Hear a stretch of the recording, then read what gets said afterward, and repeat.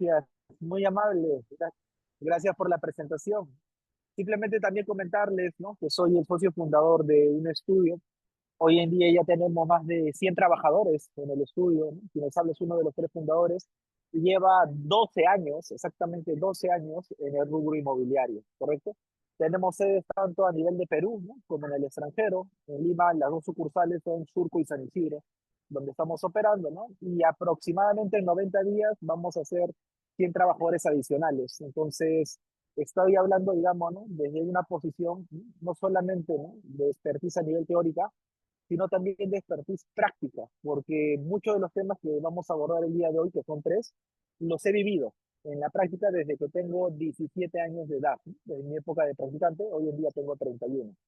Pero les indicaba, ¿no?, y depende mucho de ustedes, ¿no?, que me gustaría que puedan dejar de repente alguna pregunta, alguna consulta, algún comentario, para poder de repente poner énfasis, ¿no?, en el material, ¿no?, o en el tema de exposición del día de hoy, en esa consulta o duda puntual, ¿no? Si no la tuviese, no se preocupen, comenzamos, pero la idea es, por ejemplo, ¿no?, si tienes un caso real que está pasando un tema de compraventa, y no hay documentación, o de mejor derecho de propiedad, o de reivindicación, o de desalojo, plantean la duda, la consulta en los comentarios, para que en la medida que yo vaya explayando, toque justamente ese tema y te lleves la información que puede ser muy relevante, ¿no?, para tu persona, ¿correcto? Si tienes alguna pregunta, duda, consulta, te invito a colocarla desde el inicio para abordarlo durante la presentación. Si no lo viese, no se preocupe, en ese sentido comenzamos, ¿ok? Vamos a partir del general específico, ¿ok? Tanto la compraventa, el alquiler como la donación parten de un contrato, ¿correcto? Y en ese contrato es que uno puede regular, evidentemente, las obligaciones, las modalidades, en cómo se puede cerrar esa transacción, en cómo se puede ejecutar ese tipo de escenario, ¿correcto? Ahora, te voy a indicar lo siguiente. En cada figura conocido como acto jurídico, existen dos perspectivas, ¿ok? Las recomendaciones, tips o consejos son totalmente distintos dependiendo si estamos asesorando al vendedor, por ejemplo, en una compraventa, ¿ok?, o al comprador, ¿no? Te parto con un ejemplo, ¿no? El vendedor, que es el propietario, ¿qué es lo que desea? Asegurar el ingreso económico, ¿no?, producto de la transacción llamada compraventa. Y el comprador, ¿qué es lo que desea? Su mayor interés, ¿no? Posiblemente, si bien es cierto, registros públicos no es un tema de derecho constitutivo, sino declarativo, pero el mayor deseo es tener tu título de propiedad, ¿sí o no? Y no ser estafado quizás en el proceso. Entonces, el mayor deseo de un comprador es adquirir la titularidad del bien inmueble, es decir, el derecho de propiedad, hablando de temas de compraventa. Y el día de hoy, ¿no?, teniendo como base o como premisa, ¿no?, que ese es un tema quizás un poco más con tendencia hacia avanzada, y se asume que acá sabemos redactar contratos, que sabemos cómo regular correctamente el objeto social, ¿no?, del mismo, o cómo redactar correctamente los antecedentes y temas de obligaciones. Voy a partir por escenarios o recomendaciones puntuales, ¿ok? El primero, si eres comprador, si eres el vendedor, ¿no?, y el derecho, el que tiene el derecho de propiedad, se recomienda asegurar la transferencia del bien inmueble posterior a haber recibido dinero. En ese sentido, una buena noticia es que las notarías siempre van a exigir, ¿no?, si no es a la firma de la minuta, porque a veces se puede regular pagos parciales a la firma de la minuta, va a ser a la firma de la escritura pública que el precio del bien inmueble sea pagado, ¿no?, al 100%. No puede haber saldo pendiente de pago, porque si lo hubiese, solamente se puede firmar a nivel de minutas, conocido como compraventa con pago en armadas, es decir, en cuotas. Y al final, una vez que se paga la última cuota, recién se puede realizar la transferencia. En ese contexto, si tú eres el abogado o la abogada que está asesorando al propietario, recomiéndale, ¿no?, de que no se firma la escritura pública hasta que no se haya abonado el precio de compraventa del 100% del valor pactado como cuantía, es decir, como cantidad, en el contrato. ¿Listo? Esa es una recomendación. ¿Qué otra recomendación, no? Es muy importante marcar un antes y un después respecto de las obligaciones, no del comprador ni del vendedor, sino del bien inmueble. ¿Qué quiere decir? Cualquier deuda o tema pendiente económico relacionado con el bien inmueble, el propietario puede responder hasta la firma de la minuta hacia atrás, ¿no?, o hasta la firma de la escritura pública, dependiendo cómo desees regularlo. Es decir, si hay saldos pendientes, deudas con la municipalidad, arbitrios, impuesto predial o algún otro tema pendiente nivel económico, hipotecas, ¿no? O de repente hay un procedimiento de por medio y se tiene que evidentemente, ¿no?, resolver previo a la transacción que sea obligación, ¿no?, del propietario, ¿correcto?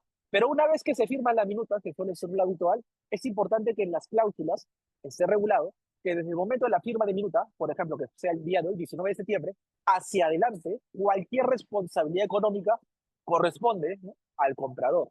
Y para ir en paralelo con ambas perspectivas, si ustedes están asesorando al comprador, recomienden, ¿no?, que si a las finales el propietario no quiere negociar, ¿no?, quiere decir, hasta tal fecha, yo asumo, a partir de tal fecha, asume, digamos, ¿no?, la otra parte que sería el comprador, regula, por ejemplo, como tema excepcional, que esto no va a abarcar a temas, por ejemplo, de casos fortuitos, ¿no?, de vicios ocultos, o de repente regular que desde la compraventa, durante un plazo de 30 días o 60 días, el comprador no debe asumir ciertos costos porque se asumen que sean, por ejemplo, ¿no?, escenarios que no fueron subsanados al momento de la transferencia y que el vendedor debería asumirlos, el propietario. Se puede regular tranquilamente en el contrato.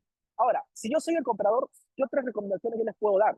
El comprador posiblemente quien tenga un mayor riesgo en una posición contractual acude a asesoría legal. ¿Por qué? Porque normalmente nadie compra un inmueble, ¿no?, de medio millón de soles, 1 millón de soles o más al contado, sino que pide un financiamiento, ¿correcto? Y si tú pides un financiamiento implica que te vas a endeudar de repente por 5 años, 10 años o un periodo más prolongado. En ese sentido, es importante que regules en las cláusulas que si la operación no se logra inscribir de forma exitosa en los registros públicos, haya una condición de reversión, ¿no?, hacia el propietario y tú puedas exigir el 100% del dinero depositado. Porque si tú no regulas eso en el contrato, ¿qué sucede? A veces puede haber alguna controversia. Ejemplo, el vendedor te firma una minuta a ti y el mismo día, o muy cerca de ese día, firma una minuta con un tercero. Y se va y lo deja a ustedes dos con el problema, peleándose con la propiedad. Es importante tener una cláusula que proteja al comprador para que pueda recuperar el 100% del dinero depositado, ¿correcto? Otro tipo de recomendaciones, ¿no?, sobre las condiciones del bien inmueble. Cuando yo era estudiante en el año 2012, 2013, se establecía que nadie compra un inmueble, ¿no?, por catálogo. Siempre tienes que visualizar, tienes que ver que la propiedad esté en óptimas condiciones para la compraventa. Y para ello te quiero resumir, ¿no?, o sintetizar cuál es mi metodología propia después de 12 años de experiencia que me ayuda a mí poder identificar una propiedad que está en óptimas condiciones para la compraventa y que es muy diferente a lo que se enseña en universidades u otro tipo de instituciones, ya que lo más común es que te enseñen a hacer el estudio de títulos. Sin embargo, yo considero que el estudio de títulos es casi un 90% riesgoso, porque hay más factores a analizar. Te explico, ¿sí? Al momento de compraventa es muy importante estudiar a la otra parte. ¿Y qué cosas debes estudiar? Por ejemplo, si yo soy el comprador, lo primero que tengo que estudiar es la documentación. ¿Qué documento? La copia literal para ver si la propiedad tiene juicios o no tiene juicios, si tiene alguna hipoteca, si tiene algún embargo. Si hubiese alguna hipoteca, recuerda que el precio que tú pactes no le vas a pagar al 100% al propietario, sino que de ese precio te paga primero la hipoteca y el saldo restante recién va hacia el propietario. Y en la fase uno también puedo analizar temas de publicidad, de información, el HRIPU, ¿no?, que es la hoja resumen y predio urbano, el tema de los impuestos de la municipalidad, y con todo ello poder saber, ¿no?, si el inmueble tiene problemas a nivel legal, si de repente figura a nombre de otro propietario y me están queriendo estafar o timar en ese sentido o inducir error. Segunda fase, estudio a la persona que me quiere vender. Ya no los documentos del inmueble, sino a la persona. Antecedentes policiales, penales, judiciales. Y si es una inmobiliaria, ver si tiene procesos en Indecopi de denuncias, para ver si es una empresa que de repente en sus anteriores proyectos ha cumplido a cabalidad de forma correcta o de repente no entregaba los proyectos. Y hay 20, 30, 50 o 100 personas que han sido estafadas por esta inmobiliaria. Es importante en la segunda fase analizar a la contraparte. Y en la tercera fase es muy relevante analizar el bien inmueble, visitándolo, recorriendo el entorno, Recordemos que muchas veces cuando hay ciertos desperfectos no se van a ver en los documentos. O sea, en los documentos tú no vas a poder saber a ciencia cierta si existen problemas eléctricos, si existen fugas de agua, si existen problemas. De repente dicen que tiene conexión a gas y abres la llave y no existe gas, solo tiene la conexión, pero no el servicio.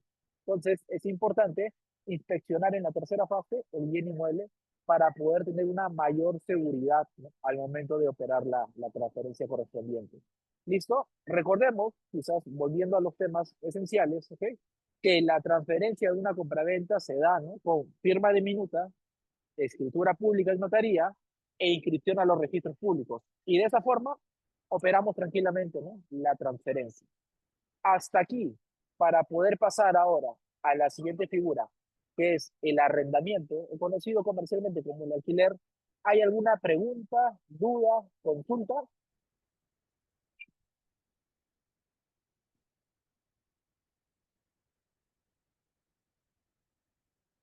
¿Dudas, preguntas, consultas sobre algún tema de compraventa?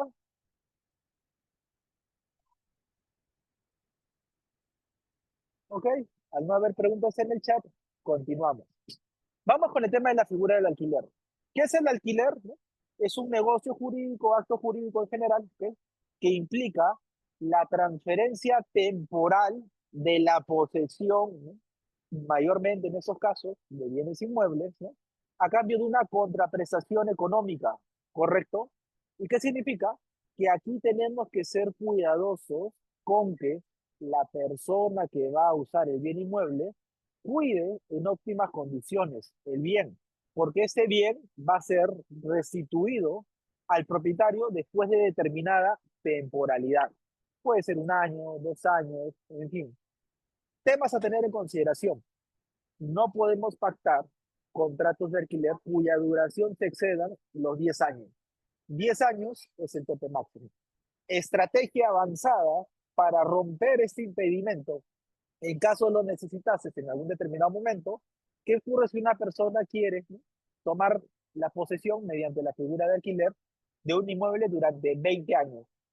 Y el Código Civil se lo prohíbe porque el tope máximo es 10 años. ¿Cómo se hace en esos escenarios? De la siguiente forma: firmas dos contratos el día uno, ¿ok?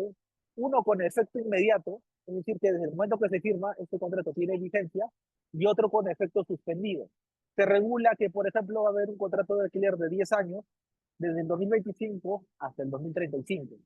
Y se regula en otro contrato que va a haber un contrato de alquiler también por 10 años, pero que el día uno a operar es el 2035 hasta el 2045.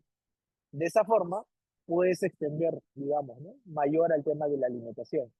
Preguntas muy frecuentes: doctor, si alquilo mi propiedad durante 10 años, ¿pueden pedir la prescripción, ¿no?, y yo perder mi bien inmueble que tanto me costó?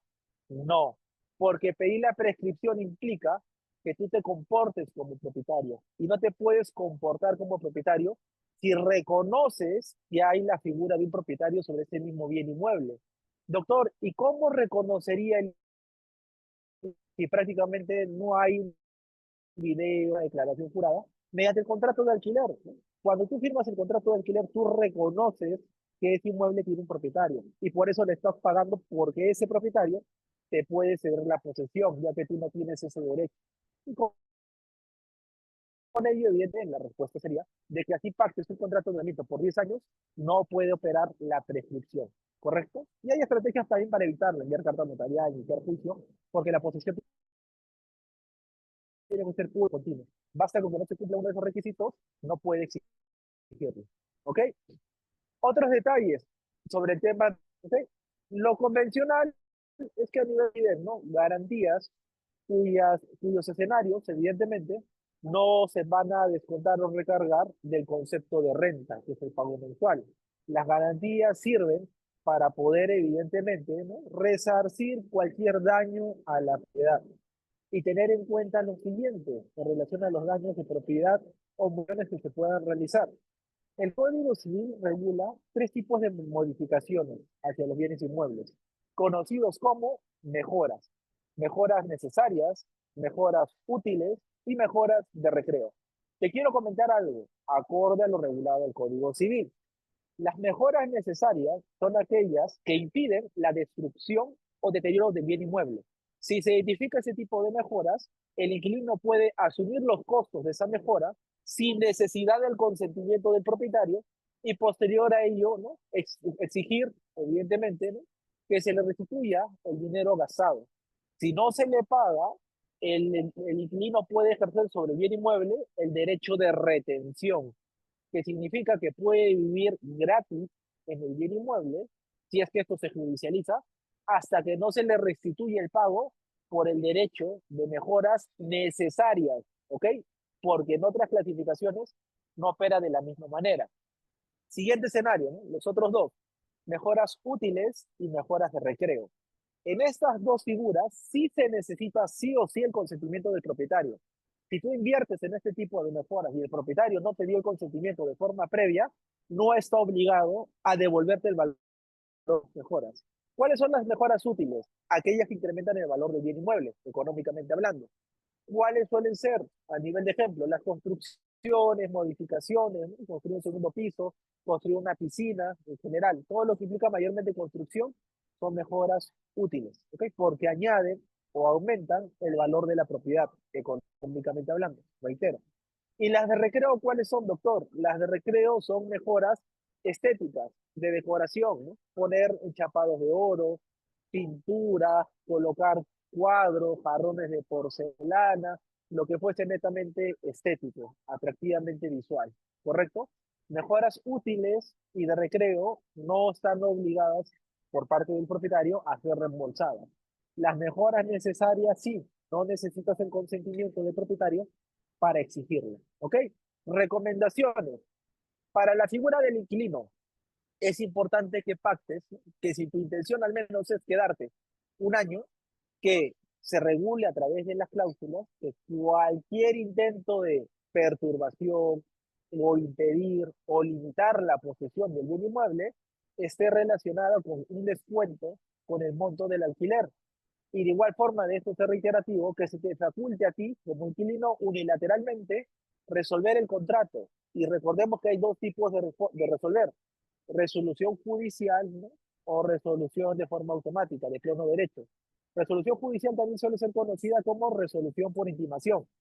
Por mi parte, yo soy más de la tendencia de resolución de pleno derecho mediante carta notarial. Es decir, envío la carta notarial y se activa la cláusula de resolución de pleno derecho de forma unilateral. Es importante que coloques cláusulas que impidan, que perturben o limiten el uso del bien inmueble y que haya penalidades en ese sentido. Si tú eres el propietario, ¿qué le interesa al propietario? La renta. Tienes que tener cláusulas que penalicen el incumplimiento de la renta, que penalicen por día incluso. Hay muchos contratos que cuando hablan de penalizaciones diarias, pero si el inquilino no se retira del bien inmueble en la fecha pactada. Sin embargo, no suelen regular penalizaciones diarias por atraso en el pago de la renta. ¿Qué pasa si se atrasó 20 días? ¿De cuánto es la penalización? Y a veces las penalizaciones que colocan son muy genéricas, tienen que ser específicas, ¿no? Dice, se penalizará en caso de incumplimiento o abono fuera de plazo. Y la pregunta sería, ¿y cuánto es eso? ¿No? ¿Son 30 soles al día? ¿Son 100 soles por día? ¿Son $50 por día? Se tiene que regular ello en el contrato para poder exigirlo de forma concreta, ¿ok? También es importante, ¿no? A nivel, digamos, de inquilino, si tú eres el propietario, poder establecer, ¿no? Unas normas de convivencia o un reglamento interno, dependiendo del escenario, tus propias normas, si es tu propia casa, donde puedes indicar de que no se permite mascotas, supongamos, y que en caso se detecte que ha habido mascotas viviendo, se puede resolver unilateralmente el contrato. Se puede regular de que está prohibido la fiesta, se puede regular que el uso del bien inmueble sea única y exclusivamente como casa habitación. Si se utiliza de repente con fines comerciales, se puede resolver el contrato. También para el propietario del inmueble es importante regular, y grábense muy bien esto, las cláusulas relacionadas al desalojo express, ¿ok? Que implica una cláusula, ¿no? De allanamiento futuro y otra cláusula de sometimiento a la ley de desalojo express. Cuando tienes ya ese contrato plasmado en una minuta, recomendación, fírmenlo a nivel de escritura pública. La escritura pública da veracidad del contenido. La legalización de firmas solo da veracidad de la identificación de las partes. Por consiguiente, se requiere de que sea firmado por escritura pública los contratos de arrendamiento que tengan cláusulas de desalojo expreso. Si no lo tienes, no lo puedes hacer valer. Y esto es muy importante para que al final ese proceso de desalojo sea intervención a través de un juez de paz letrado y se pueda desalojar rápidamente al inquilino. ¿Ok? Hasta aquí estamos abordando el tema de arrendamientos. Dudas, preguntas, consultas.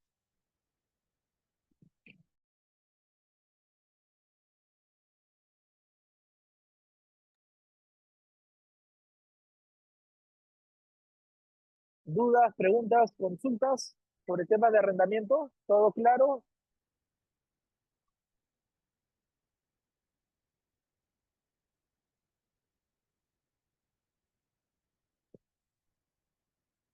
Ok, ¿todo claro? Bien, veo que no hay dudas, consultas ni preguntas. Ok, entonces vamos adelante con el tercer tema. El tercer tema es la donación. ¿Qué es la donación? A nivel, digamos, de concepto, en términos simples, es, ¿no?, trasladar la titularidad, es decir, el derecho de propiedad de un bien inmueble, ¿no?, y por parte, ¿no?, de la persona que recibe la donación, no existe ningún tipo de obligación, salvo, ¿no?, el tema de recepcionar o aceptar la donación. ¿Estamos claros? Es decir, la transferencia a título gratuito de un bien. Recomendaciones que tienes que tener en cuenta. Las donaciones solamente son válidas si se hacen por escrituras públicas. No es válido donación por minuta, no es válido donación por contrato privado, no es válido donaciones que lo hice en un papel y lo tengo ahí firmado, no. Si no es por escritura pública, la donación es nula de pleno derecho. Ténganlo en cuenta. Entonces, cada vez que hablamos de donación, siempre tiene que hacerse mínimo por escritura pública. ¿Ok? Y en muchos escenarios también se puede exigir, digamos, inscribirla en registros públicos, pero este último no es obligatorio necesariamente, pero por seguridad sí es muy recomendable hacerlo. ¿Correcto? ¿Qué recomendaciones hay? ¿Ok? Sobre la figura de la donación, tienes que tener en cuenta que no todos los bienes están registrados. Normalmente existen registros de bienes que tengan una cuantía económica considerable, que suelen ser los bienes muebles o inmuebles. A nivel de inmuebles, todas variedades, ¿no? Cocheras, ¿no?, departamentos, casas, terrenos, predios rurales, entre otros. Y a nivel de temas de muebles, por lo general solo existe el registro vehicular. Doctor, y si hago una transferencia de laptop, ¿ok? No hay un registro como tal en registros públicos, pero se recomienda, ¿ok?, que realices una donación por escritura pública, al menos si lo consideras pertinente, y si son bienes de alto valor, ¿ok? Porque si te están regalando, de repente, una ropa de vestir que no tiene una cuantía tan onerosa, entonces posiblemente no sea necesario.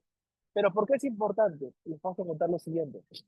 Si tú, por ejemplo, recibes una donación, te digo esto porque es una realidad a nivel de estrategia legal, y no se te entregó, por ejemplo, una escritura pública, ¿qué puede suceder, no? Sobre todo con bienes que son inscribibles en registro, como un carro. Imagina que te donan de palabra un carro, tú lo estás usando, pero sigue figurando a nombre del titular. ¿Qué pasaría si el titular, ¿no?, indica, ¿no?, de un momento a otro cambia de parecer y te dice, no, yo quiero que me des tanto, o yo quiero que, como yo te doné mi carro, tú me dones tu casa, ¿no?, en tu exigencia o en tu mundo? ¿Qué sucede si tú te niegas? ¿Qué suele ocurrir muchas veces en la práctica? El propietario coloca una denuncia por robo y él figura como propietario, entonces es verídico, ¿no?, de que le han robado su vehículo. ¿Y qué va a pasar si hay una orden de captura o un secuestro y te encuentran a ti manejando? Van a pensar que estás vinculado con el delito, ¿sí o no? Si tú tienes una escritura pública, te defiendes y traes abajo cualquier imputación en tu contra. Y es más, tú estarías facultado a denunciar por el artículo 402 del Código Penal, denuncia calumniosa. Pero si no tienes ese documento que te defienda o te avale, ¿quién te va a creer de palabra que te han donado un vehículo solo de forma verbal?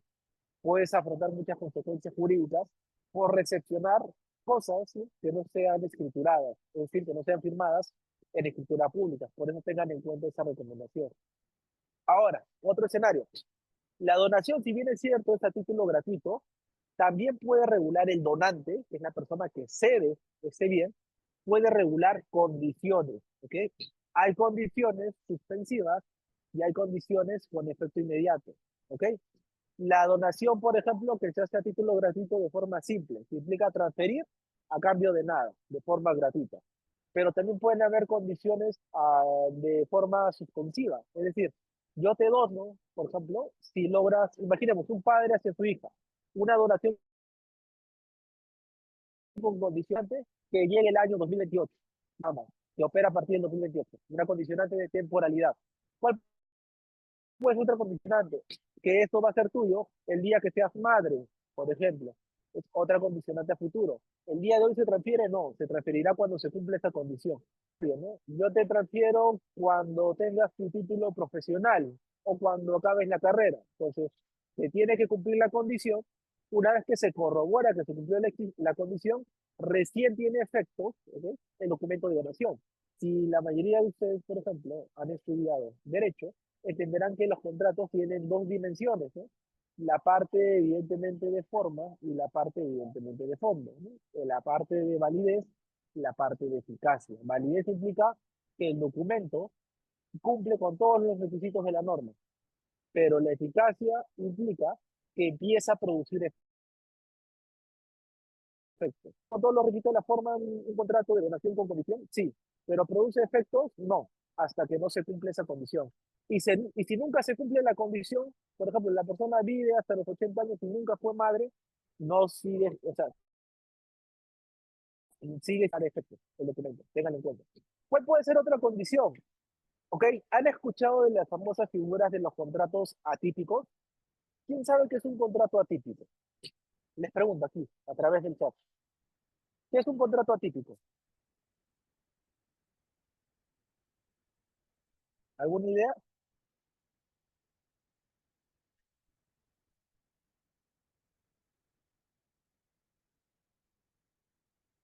Bien, para precisar, los contratos atípicos son aquellas figuras jurídicas que no suelen estar reguladas, ¿no?, ni en leyes ni en el Código Civil, porque son escenarios muchas veces, ¿no?, que combinan muchas figuras en una misma. ¿Listo?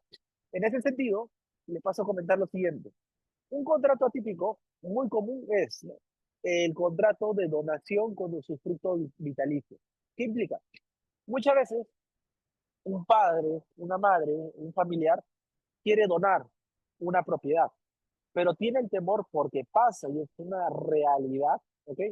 Pasa y es una realidad que la persona una vez que adquiere la titularidad, imaginemos el hijo, no necesariamente tiene un buen gesto de buena fe con el progenitor y decide a veces desalojar a la persona o decide transferir la propiedad nuevamente, esta vez a un tercero, quedarse con la plata e irse y dejar el padre o a la madre en la calle. Son esas realidades muy duras, pero pasan, ¿no? La primera vez que experimenté uno de esos casos, tenía yo 19 años y lo vi en la municipalidad de Villa El Salvador en aquel entonces. En ese sentido, ¿cómo es que la persona que dona se puede proteger? Existen a nivel de derechos reales distintos tipos de derechos. Uno es el usufructo, ¿ok?, que significa el uso, siendo se disfruta como lucro de tener derecho al ingreso económico que el inmueble produce. ¿Ok? Cuando hablamos de usufructo significa uso, o sea, posesión y disfrute, que implica el lucro, ¿no? Tener la capacidad de liquidez que el bien inmueble produzca o el dinero que esto rentabilice. En ese escenario, te paso a comentar, como la donación nos permite colocar condiciones, una de las condiciones que se puede colocar, ¿ok?, es, ¿no?, que se realiza la transferencia de propiedad, pero que a la par va a tener un usufructo vitalicio.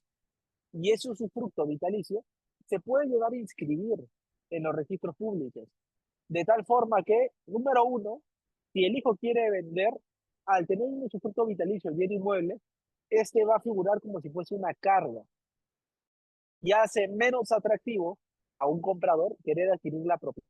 Porque en comparación de un precario que, que su contrato ya venció o que de repente nunca tuvo contrato, el usufructo vitalicio es para toda la vida.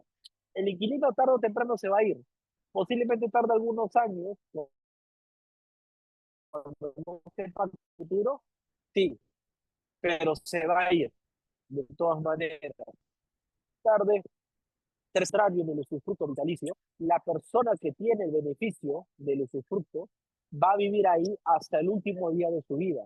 Y de igual forma, como en el contrato de donación se puede colocar más de una sola condición, algunos que también regulan en este tipo de escenarios es lo siguiente, que no solamente, ¿no?, le dona la propiedad y conserva el usufructo vitalicio, sino que también el hijo, ¿no?, que recibe la propiedad está obligado a darle, supongamos, ¿no?, el equivalente a una pensión de alimentos. Imaginemos, 500 soles, 1000 soles, 1500 soles, 2000 soles o más, lo que pactasen, ¿no? Y si en algún momento esta persona que recibe la donación incumpliese en atraso 2 cuotas, 3 cuotas o lo que regulasen, que la donación se pueda revertir.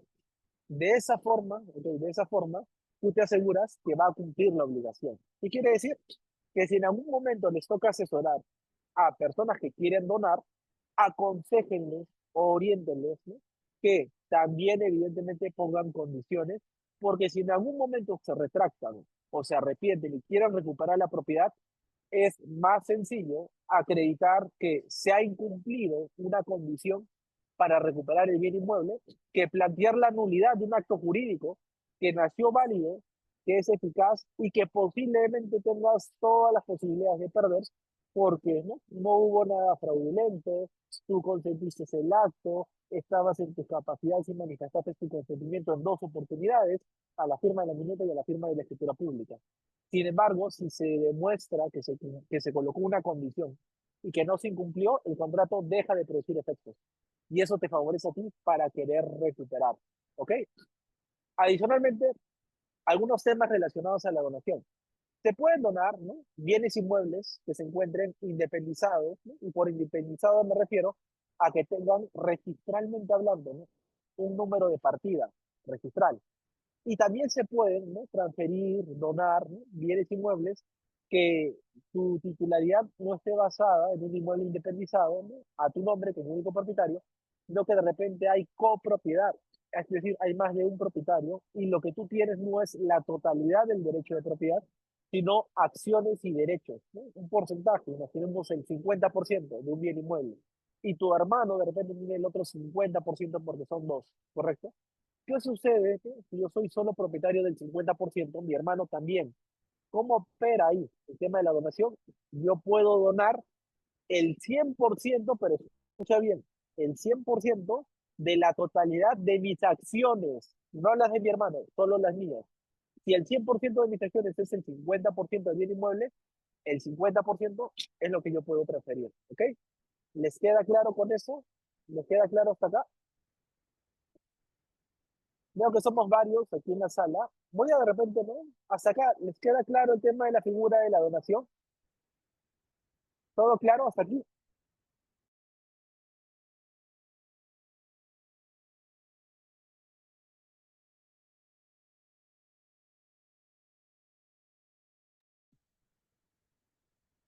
Ok.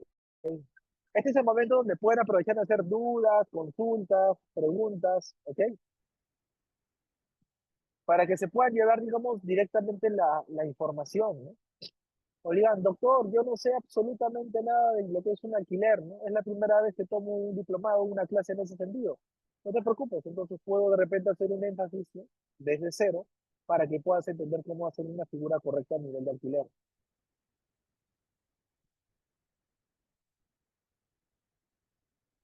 Voy a dar de repente un minuto para que puedan hacer dudas, preguntas, ¿ok?, levantar la mano o escribir a través del chat, ¿no?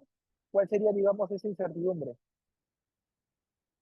O todo claro hasta el momento.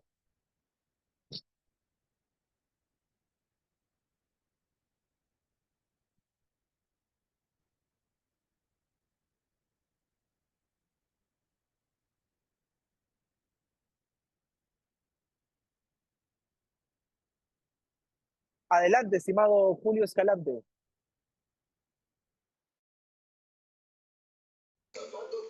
Hola, Una pregunta, una consulta. hola, buenas noches doctor, compañeros, buenas noches. Sí, Buenas una noches, pregunta. estimado. Eh, Adelante. en el caso de que usted está hablando sobre la donación, ¿puede ser imputable esa donación? ¿Se puede impugnar, disculpe? Ok, yo les paso a comentar lo siguiente. Para uno cuestionar, hay que ver si estamos en un contrato de donación donde se ha regulado condiciones o no se ha regulado condiciones. Cuando no hay condiciones, hablamos de una donación pura y simple. ¿Ok? Cuando vemos en el título donación pura o donación simple, es una donación donde no hay ningún tipo de condición. ¿Ok? Lo primero es identificar si estamos en una donación pura o simple o en una donación con condición.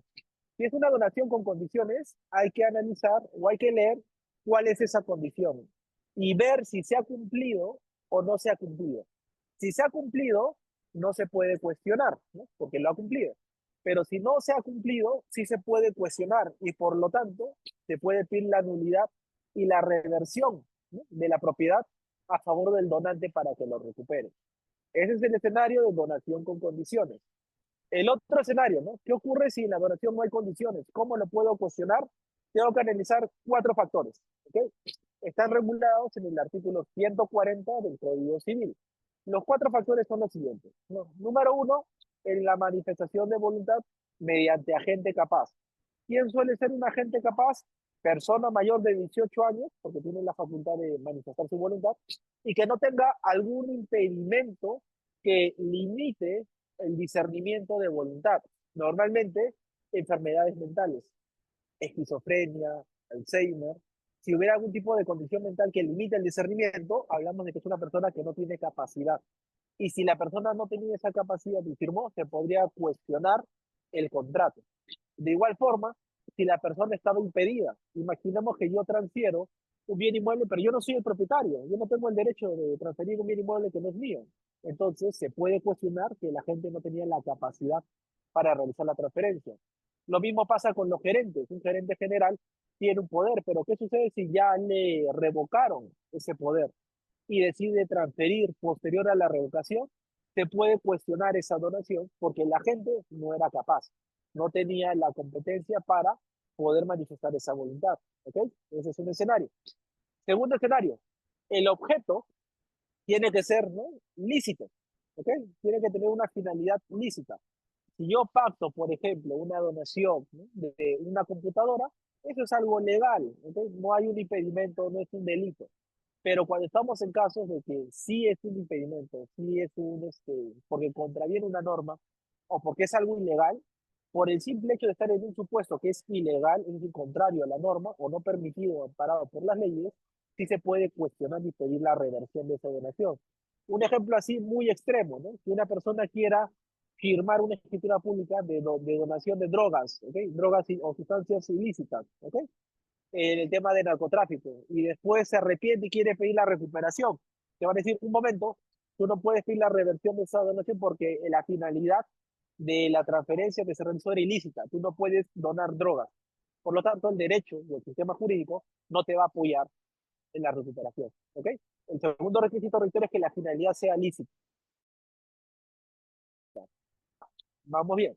Si es, bueno, no se puede cuestionar, pero si es ilícita, sí se podría cuestionar y dejar sin efecto el acto de donación.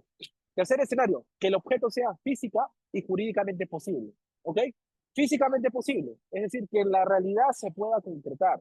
Imaginemos, ¿no?, que una persona, imaginemos que tengo una hija y yo tengo que tiene 20 años y yo pongo como condicionante que va a adquirir la propiedad en el momento que cumpla 16 años.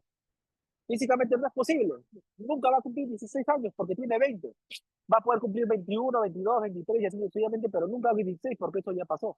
Entonces, como te puso una condición que físicamente no es posible, o sea, en la práctica no hay forma de cumplir ese requisito, se puede cuestionar esa condición, ¿no?, y revertir la propiedad, ¿correcto? Tiene que ser física y también jurídicamente posible.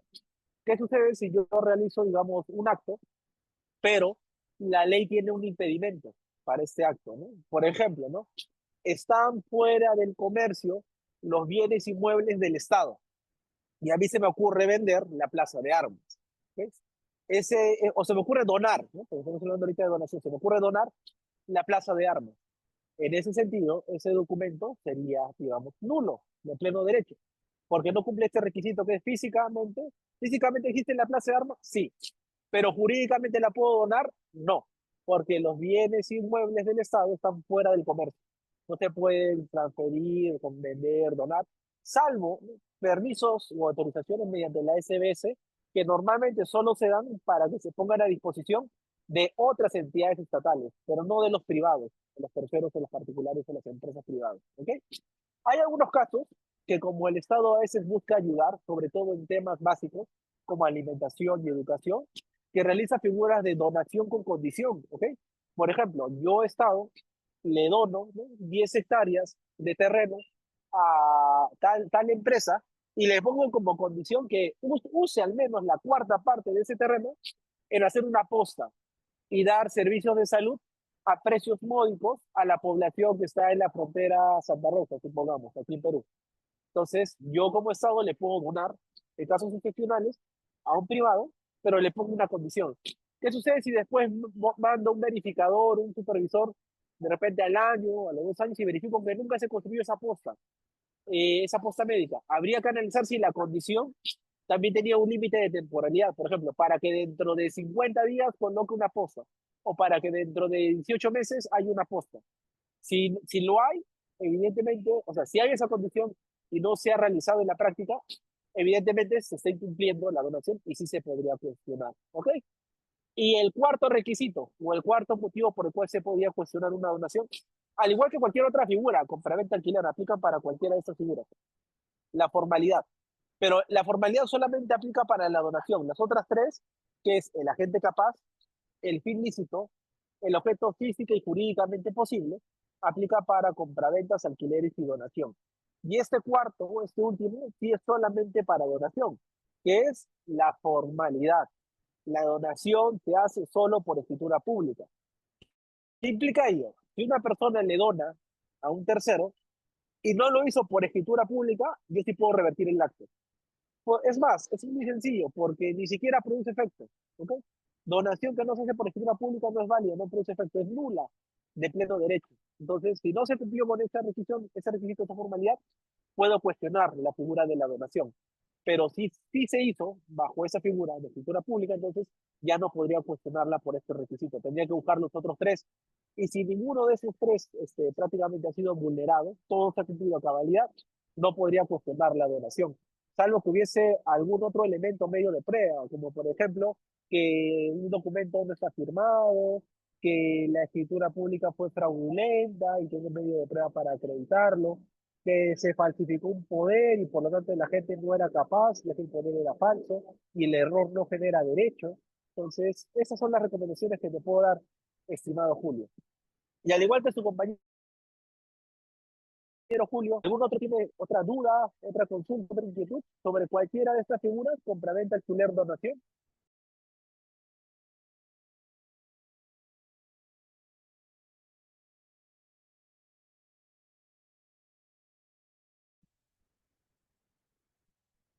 Pueden levantar la mano o de repente escribir a través del chat, con total confianza, si tuviesen dudas, preguntas o consultas.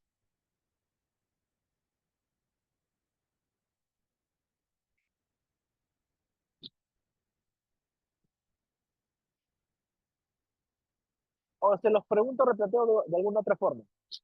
¿Alguno de ustedes en casa o en sus familias tiene algún problema con algún bien inmueble? ¿O todos están sin ningún tipo de inconveniente? Todos tienen su casa, nadie está en disputa con sus tíos, ¿no?, o con el vecino, todo está formalizado. ¿Ok? Pedro Huarca, adelante, estimado Pedro. Ok, Stephanie nos comenta a través del chat. ¿Ok? Dice, yo quiero saber cuánto tiempo se da a un arrendador para desalojar. Se puede regular en el contrato, ¿ok? En el contrato siempre se regula una fecha de desalojo, ¿ok? Ahora, sobre el tema de algunas condiciones para que opere el desalojo, sobre todo si es el desalojo express, que es el que más le interesa a la mayoría de propietarios, es que son 2 meses y 15 días. No le puedes dar menos de ese tiempo, ¿ok? La norma establece 2 meses y 15 días de atraso en el pago de la renta para que puedas operar, ¿ok? Esa cláusula. Ahora, si te refieres al tiempo que toma desalojar, ¿no?, a nivel de proceso, ¿ok? Esto es muy variable, depende si estamos hablando de Lima, provincia, de un distrito específico, correcto, es muy variable. Pero si te quieres que te diga una estadística promedio, si no se tiene una cláusula de desalojo express y regulado, ¿no?, tenido todas las cláusulas en relación al allanamiento futuro y el desalojo express, es decir, te vas a un proceso, llamémosle convencional, ¿ok? No son los términos correctos, jurídicamente hablando existen procesos sumarísimos, abreviados de conocimiento, ¿ok? Pero nos iríamos, puede tardar de 3 a 5 años en promedio, ¿ok? Sin embargo, si tú pactas la cláusula de desalojo express, en la práctica te puede estar tardando hasta 6 meses. ¿Sí? La norma establece que no puede pasar los 3 meses, algunos indican que se hace 30 días, pero por la carga procesal que tienen los juzgados es muy difícil que esto ocurra. ¿Ok? Pedro Huarca dice, doctor, ¿se puede programar una donación para que pueda ser concretada de aquí a 5 años? ¿Qué pasa si el que dona fallece? ¿Ok? Se puede colocar, ¿ok? Por eso es importante de que se realice mediante escritura pública. Si tú colocas, por ejemplo, que se realiza una donación, pero que este documento recién genera efectos jurídicos cuando 5 años, estamos hablando 19 de septiembre del 2025 ya, el 19 de septiembre del 2030 recién genera efectos. Si la persona fallece, no es, o sea, bueno, sí es lamentable, ¿no?, que una persona fallezca, pero jurídicamente hablando, respecto a la donación, no impide la transferencia, porque ya hay un documento de fecha cierta, hay un contenido, ¿no?, que tiene presunción de veracidad y solamente se necesita esperar a que llegue la fecha y uno ya puede exigir, porque ya tiene la escritura pública, ¿no?, ya tiene la escritura pública. ¿Y qué se, ya no necesitas que vayan a firmar porque ya se firmó? ¿Qué se tiene que pedir? Ir a la notaría y pedir al notario que este acto se inscriba. ¿Ok? Si por A o B motivo el notario dice no voy a escribir, no quiere escribir, te sale con un nuevo requisito, no te preocupes, te vas a la vía judicial y mediante vía judicial pides que se ordene al notario o que mediante un oficio se comunica a registros públicos para que se inscriba la donación y tengas tu título de propiedad. ¿Ok? Dice, no hay problema con la masa hereditaria, no, no habría ese problema, ¿ok? Si hay un tema límite, ¿ok? Porque las donaciones pueden tener límite cuando hablamos de temas de derechos sucesorios, ¿ok? La donación, ¿ok? Entiéndanlo, digamos que yo tengo un patrimonio a donar, no un bien, un patrimonio. Puedo tener 2 terrenos, una casa, un vehículo, 3 cuentas bancarias, un patrimonio general como tal. La tercera parte de mi patrimonio, ¿sí?, se llama cuota de libre disposición, lo que significa que yo lo puedo donar a quien yo quiera, ¿ok? Sin dar explicaciones. Y siempre y cuando no me exceda de este tercio a nivel del patrimonio total, no se puede cuestionar, ¿ok?, este acto. Se podría cuestionar por los otros motivos de la gente no era capaz, el fin era ilícito, el objeto no era física y jurídicamente posible, no se cumplió una formalidad, quizás por ahí. Pero yo te cuento algo, ¿ok? No existe derecho a dejar herencia, no existe.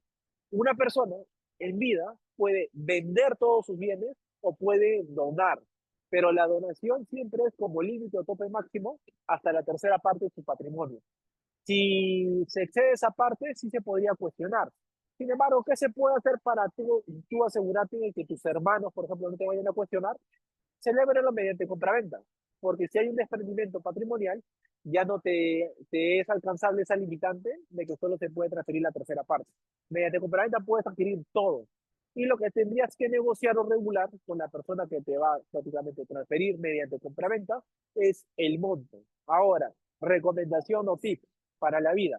No puedes colocar un monto que sea menor al precio del autovalúo que figure en la municipalidad.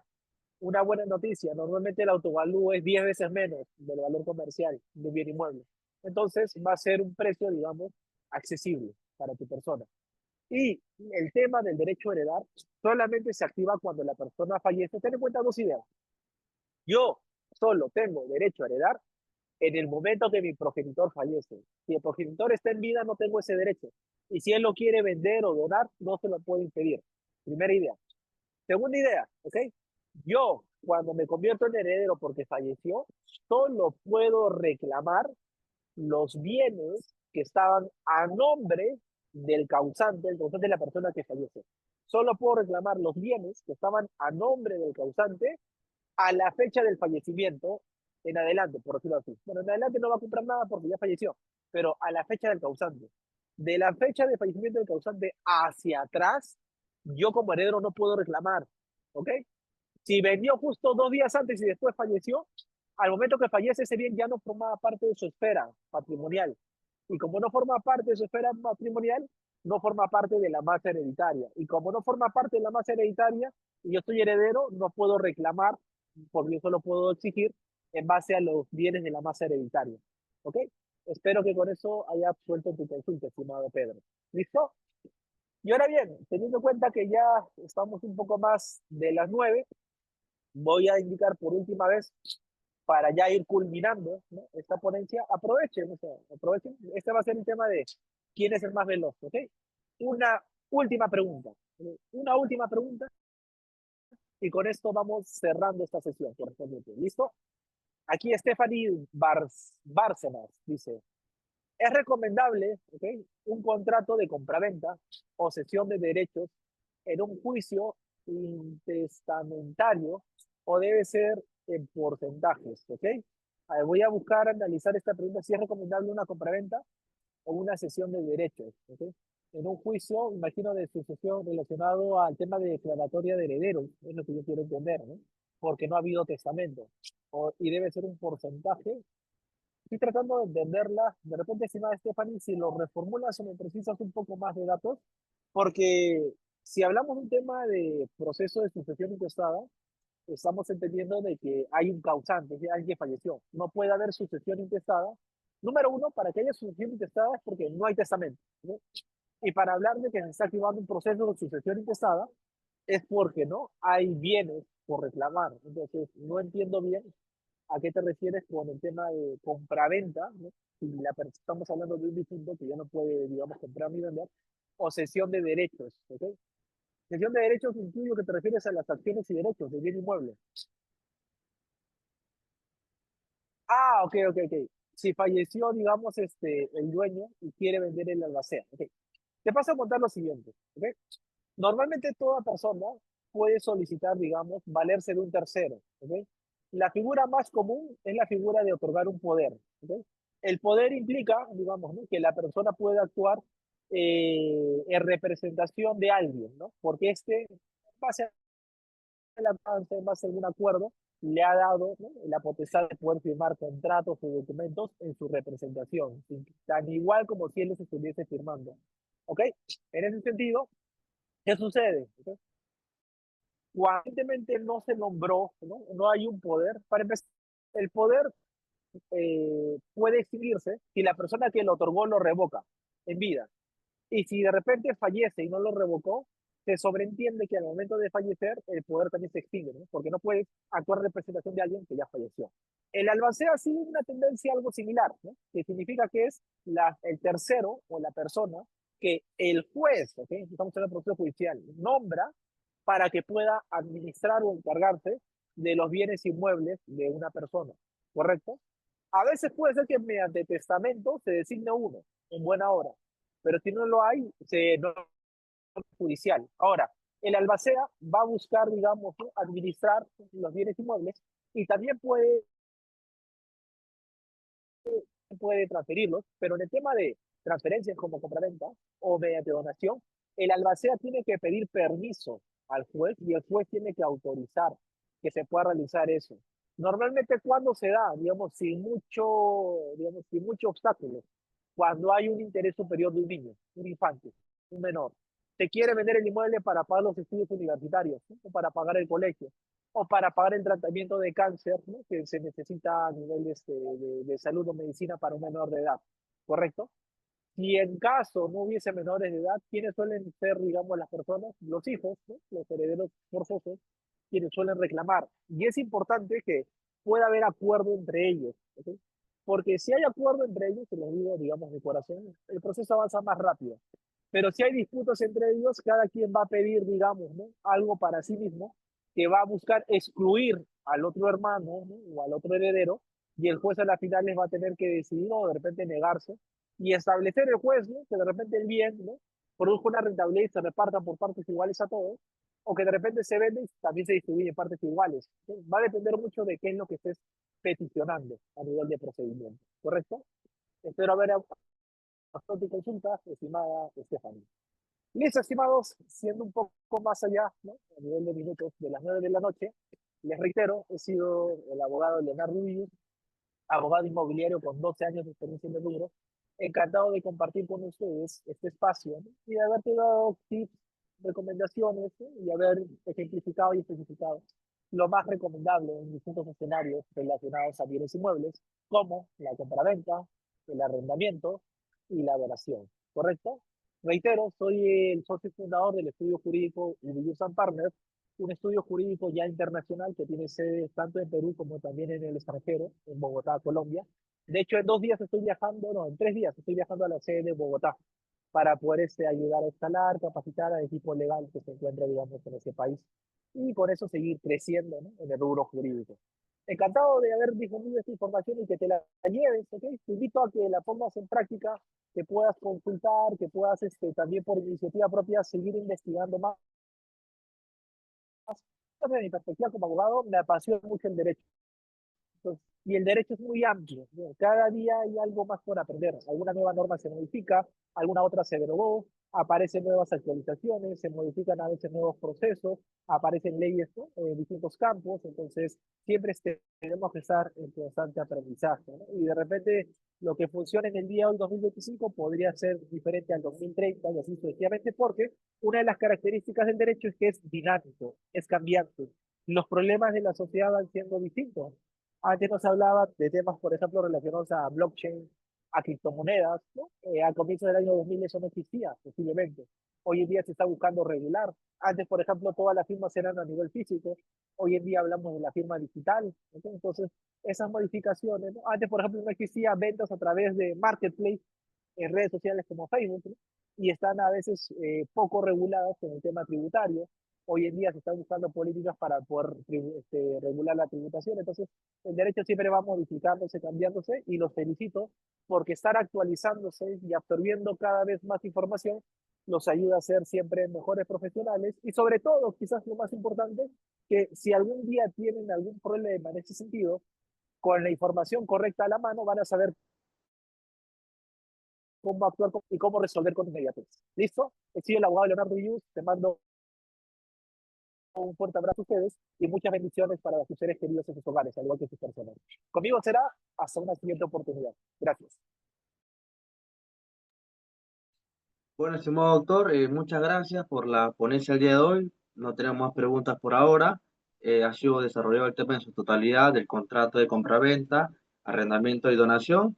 A nombre del portal jurídico del Diario del Abogado, le agradecemos su tiempo y esperamos poder contar con su participación en futuros eventos académicos relacionados al tema. Muchas gracias, estimado doctor. Hasta luego.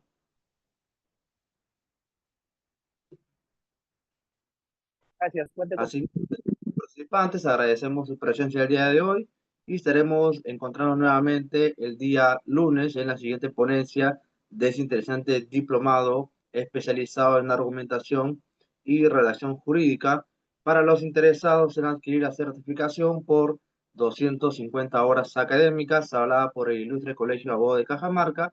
Pueden comunicarse los números de la página y los números del grupo de WhatsApp al 9885-972-395 para brindar la información sobre los beneficios que pueden obtener gracias a la certificación.